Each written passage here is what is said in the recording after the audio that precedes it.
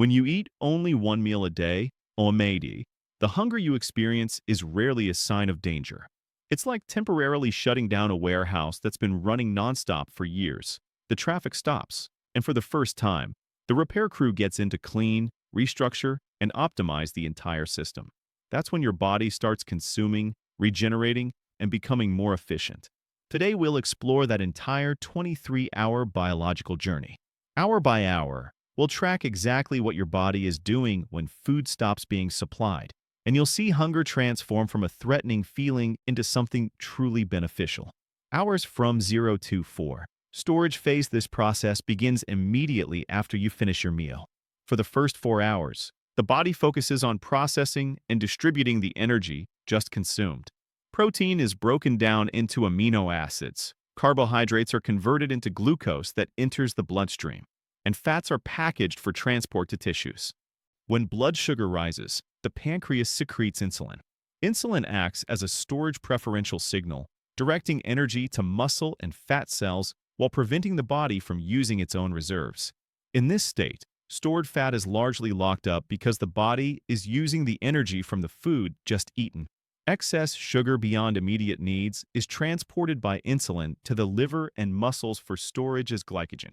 Glycogen acts like a small, easily accessible energy reservoir, but its capacity is limited, totaling approximately 1,500 calories, depending on muscle mass, activity level, and metabolic rate. During this phase, you typically feel stable and alert thanks to your new energy. However, biologically, your body is still in storage mode. Deeper repair and regeneration mechanisms haven't been activated yet and will only begin when your energy reserves are depleted. Hours 4 to 12. Signs of hunger.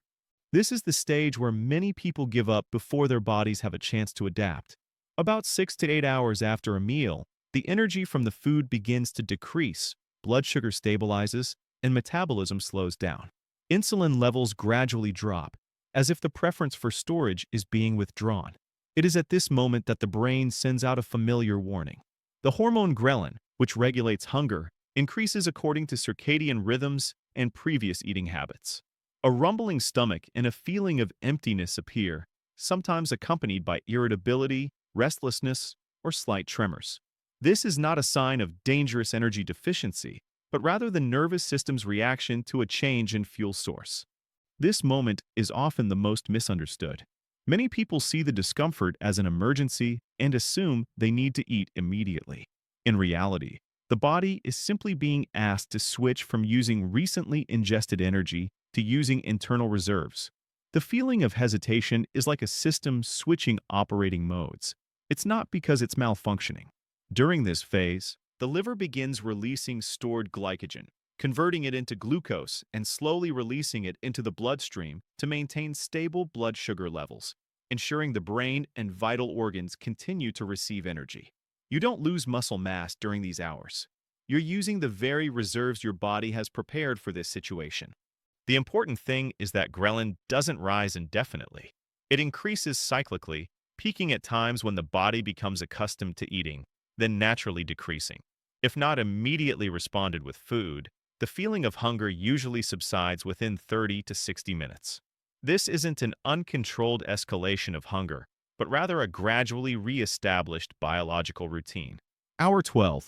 The crossroad of necklace. As the 12-hour mark approaches, glycogen stores have depleted significantly, and the body faces a critical choice.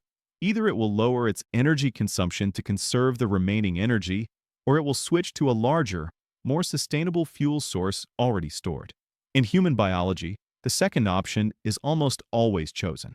As fasting continues, insulin levels drop even lower. This shift marks a clear transition from a storage state to a mobilization state for energy. A key enzyme in the fat-burning process, hormone-sensitive lipase, begins to become more active. Once the insulin-blocking signal is released, fat cells release fatty acids into the bloodstream for use as fuel. At this point, the body is no longer dependent on energy from the previous meal. It begins to burn its own reserves. This is a true metabolic turning point, as the focus gradually shifts from glucose to fat.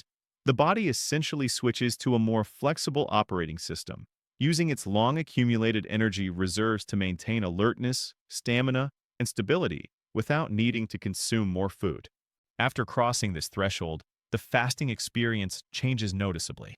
Hunger intensifies, energy levels stabilize, and a sense of calm gradually replaces the initial restlessness.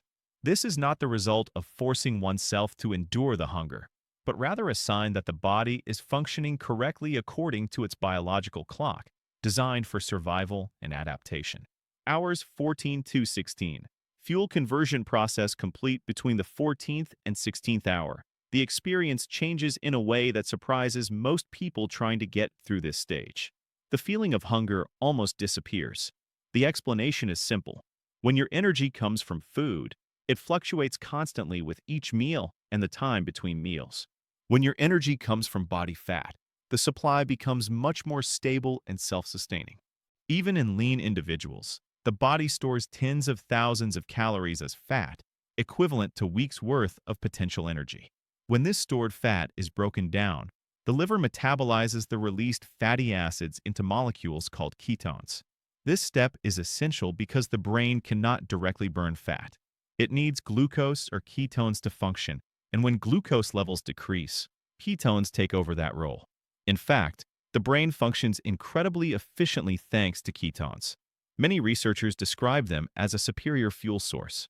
When glucose is burned, it produces a large amount of metabolic waste related to oxidative stress. In contrast, ketones burn more cleanly and produce more useful energy per molecule with fewer cellular byproducts. This biochemical shift explains why people typically notice a significant improvement in mental alertness around the 16th hour. The fatigue and lethargy of the preceding transitional hours disappear. Concentration improves. A calm alertness replaces the previous lethargy. From an evolutionary perspective, this makes perfect sense. An ancestor that becomes sluggish and confused when food is scarce would not survive long enough to find the next meal. The human brain is evolved to function better in conditions of scarcity, not worse. There's another layer of impact as well. Ketones stimulate the release of a compound called BDNF, short for brain-derived neurotrophic factor. BDNF acts as a growth and repair signal for neurons, supporting the formation of new neural connections and maintaining existing ones. At this stage, you're not simply using cleaner fuel. You're actively providing the brain with the necessary chemical conditions to strengthen and regenerate itself. From 4 p.m. to 6 p.m., repair team arrives. This is the phase that many researchers consider the most important of the fasting cycle.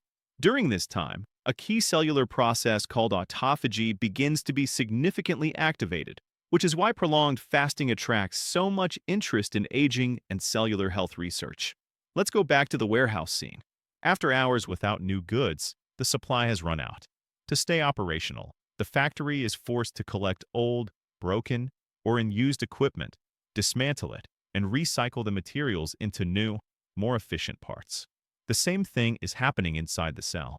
The cell begins to identify and remove damaged proteins, poorly functioning mitochondria, misfolded proteins associated with neurodegenerative diseases, and even foreign agents that have invaded. These components are encapsulated, broken down, and recycled into new amino acids for continued use. This process is called autophagy, which literally means eating. It's a built-in recycling and quality control system in the body. With continuous eating, insulin doesn't drop sufficiently and glycogen isn't depleted, making it difficult for this process to occur at a meaningful level. Only with sufficiently long fasting, typically 18 hours or more, are the conditions established for the cellular repair team to truly become active. The improvements, often perceived as brighter skin, better physical recovery, and an overall feeling of well-being, are outward manifestations of a silent renewal process taking place at the cellular level. Hours 22-22. Muscle defense response. As this process progresses further, a familiar concern often arises. If the body is breaking down cellular material to sustain itself, will it begin consuming muscle tissue as well? This is one of the most common objections to prolonged fasting, but biological evidence suggests the opposite. Around the 20th hour of fasting, the body activates a crucial protective response by dramatically increasing human growth hormone, or HGH. Studies show that HGH levels can increase 13 to 20 times above normal. HGH sends clear signals to preserve lean muscle tissue while continuing to promote the use of fat as fuel. Evolutionarily, this makes perfect sense, as muscle is crucial for mobility and survival, while burning muscle while fat reserves remain is a less efficient strategy. The combination of high HGH and low insulin is a hallmark of deep fasting. This is a rare endocrine environment that facilitates both accelerated fat burning and preservation of muscle structure. This is precisely the goal many seek through complex exercise and nutrition regimens. Alongside these hormonal changes, the body initiates a deeper purification mechanism called mitochondrial autophagy. This process identifies and removes old or inefficient mitochondria, then replaces them with newer, healthier ones. At the cellular level, this is not a state of depletion, but rather a phase of organized renewal, making the body's energy system more efficient and sustainable. Hour 23. Optimal state. You're nearing the point where breaking your fast becomes truly effective. Your body has reached a state of readiness that's difficult to achieve by any other method. Insulin sensitivity is at its peak. Imagine a dry sponge placed under running water. It absorbs instantly and completely. A sponge saturated all day can't absorb anymore. Your cells are now like a dry sponge, ready to receive and utilize nutrients with maximum efficiency. Your digestive system has had a full 23 hours to fully recover. Inflammatory activity along the intestinal lining has subsided. Harmful bacteria that thrive on a constant supply of simple sugars have decreased, while the population of bacteria that support healthy gut function has been maintained. And a lesser-known mechanism has also been at work during this time. A system called the migratory motor complex, or MMC, has created rhythmic contractions along the small intestine, pushing food debris and misplaced bacteria back to the colon, where they belong. Right now, your body is burning fat efficiently. Your brain is functioning thanks to ketones. Your cells have completed their internal recycling cycle, and growth hormone is at its highest level. This is not a state of deprivation. This is a state of optimal biological readiness, and precisely the best time to eat, ending the fasting period, the decisive moment for the outcome. The 23-hour biological preparation period puts your body into a state of exceptionally high absorption. What you consume at this time carries a greater weight than food consumed at most other times of the day. This meal should not be seen as a reward for enduring discomfort. It should be seen as providing the precise substances your body needs for regeneration. Breaking the fast with processed foods, refined carbohydrates, or sugary drinks introduces unhealthy substances into the body at the worst possible time. The heightened insulin sensitivity, which makes this period so precious, becomes vulnerable when overwhelmed by these low-quality sources. Blood sugar spikes, insulin overreacts, and the result is a rapid energy slump accompanied by bloating and fatigue, negating much of the gains from the fast. Protein is the top priority. High-quality protein sources such as beef, eggs, salmon, and chicken provide the amino acids the body needs to rebuild the protein structure broken down during phagocytosis. This is where muscle repair and regeneration take place. Protein provides the raw materials that allow the body to restore its structure more strongly than before. The second priority is healthy fats. Sources like avocados, olive oil, and nuts help maintain the metabolic environment your body has been operating in for the past few hours. Since you're already in fat-burning mode, supplementing with fats from your diet will help maintain that state smoothly, regulate the insulin response, and prevent a sudden shift back to a sugar-dependent metabolic mode. The third priority is micronutrients, and these need to be provided in significant amounts. Eating once a day means you can't distribute mineral intake across multiple meals. Leafy greens, cruciferous vegetables, and fermented foods like sauerkraut provide potassium, magnesium, and other trace minerals that help prevent the cramps and fatigue some people experience when fasting. When meals are eaten properly, something interesting often happens. The feeling of fullness comes sooner than expected. The hunger-regulating hormones leptin and ghrelin finally communicate correctly with each other, and the body stops eating when its nutritional needs are actually met, not just when the stomach reaches its physical limit. Adaptation phase, overcoming the adjustment phase. It's important to clarify that the rapid transition from multiple meals to one meal a day will initially cause discomfort. The fat-burning system doesn't activate immediately. It needs time to increase the enzymes that process fatty acids and for the liver to adapt to ketone production. This process is called metabolic flexibility and only develops gradually. During the first week, headaches and fluctuating energy levels are common. These are not dangerous signs, but rather indicate that the body is restructuring its energy system. As insulin levels decrease, the kidneys excrete more sodium and water, causing electrolyte imbalance. Adding a small amount of salt to water during fasting often helps to quickly alleviate these symptoms. An effective approach is to take it step by step. Delay the first meal by a few hours, then skip breakfast and gradually extend the fasting period. The body is very adaptable, but patience and consistency are needed. Prolonged fasting also aids digestion. After about 12 hours without eating, the motility complex begins to cleanse the small intestine and limit the overgrowth of bacteria. This is why many people who eat one meal a day find that it reduces bloating and digestive discomfort. Even light snacks during fasting can disrupt this process. The biggest challenge with this method is often the social factor.